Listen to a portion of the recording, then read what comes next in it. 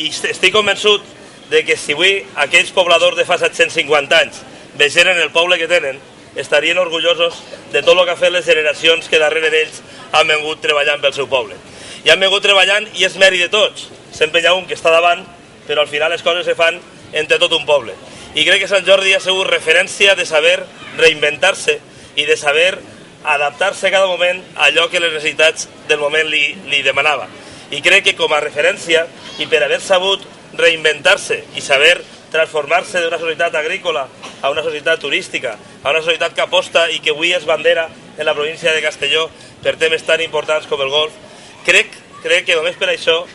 des de l'admiració profunda, avui hi havia que estar així. Hi havia que estar així per respaldar-vos i sobretot per dir-vos que conteu en una institució que sempre ha sigut amiga de Sant Jordi i seguirà sent, i amb un president convençut de la necessitat de saber d'on venim, però per a definir un futur que encara que ara se pugui veure en alguna boira o en alguna núvola, si tots seguim units i treballem en la direcció correcta, estic convençut que li tornarem a la gent eixa alegria i eixa entusiasme que mai havia degut perdre.